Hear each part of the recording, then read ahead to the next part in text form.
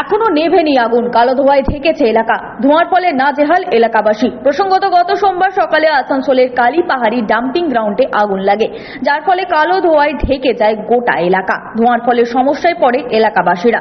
স্থানীয় বাসিন্দা রূপা জানান, গতকাল আগুন লেগেছে, কিন্তু আগুন নেভানোর ব্যবস্থা এখনো করা হয়নি।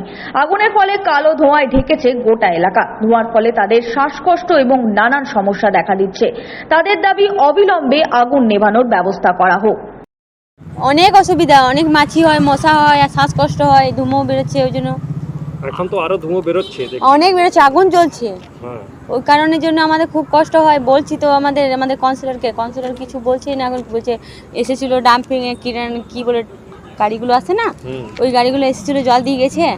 আর আবার বললো যে হ্যাঁ আমরা আরো কিছু করছি। কই এখন তো আরো বাড়ছে। অনেক বাড়ছে। ভিতরের মধ্যে আগুন একদম ভিতরের মধ্যে জ্বলে গেছে। বাচ্চাদের অনেক কষ্ট। এই তো রাস্তার মধ্যে ধুমোতে আর থাকতে পারছে না। সঞ্জয় যাদব, 99 নিউজ বাংলা, আসানসোল।